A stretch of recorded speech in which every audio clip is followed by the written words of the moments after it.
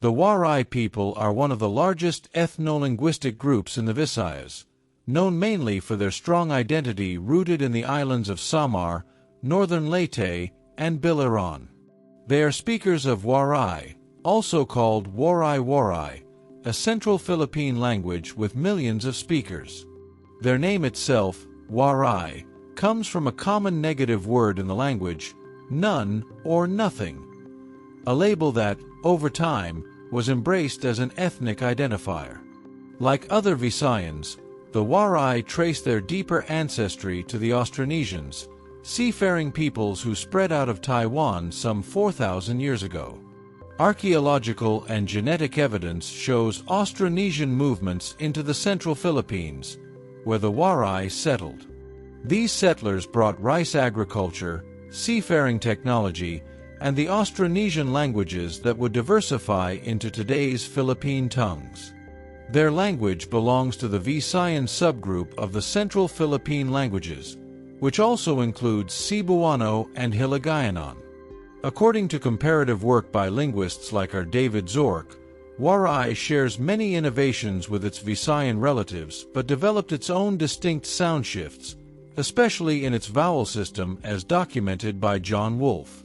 It retains the rich voice system common to Philippine languages, but modern studies show that Waray grammar also has its own special verb patterns and sentence forms that are different from Cebuano or Tagalog. The Waray homeland is centered in Samar, northern and eastern Leyte, and Biliran.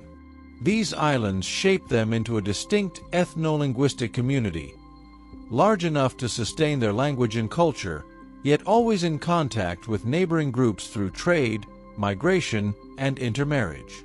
Over time, their strong sense of identity grew not just from geography, but also from their oral literature, local rituals, and eventually organized efforts at language cultivation, such as the founding of Sangguniang San Benicio, a language academy, in 1909 by Norberto Romualdez. Cultural life among the Waray has always been rich.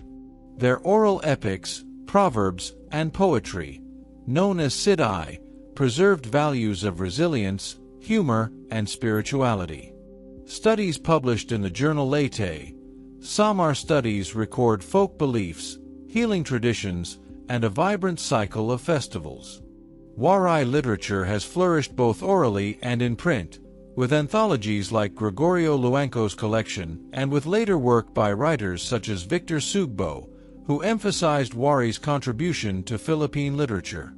Waray history is marked by adaptation and resilience. Spanish colonization left a strong imprint on the language through borrowings, many of which have been nativized in both spelling and sound. The Waray endured great devastation during World War II, especially in Leyte, yet they rebuilt their communities and preserved their cultural identity. Even in contemporary times, Waray continues to be a strong medium in local media, schools, and the arts, showing how an ethno-linguistic group that once emerged from Austronesian migration has maintained both continuity and creative transformation. Thank you for watching this video. If you found it interesting, help us out by hitting that like button and subscribing to this channel. See you in the next video.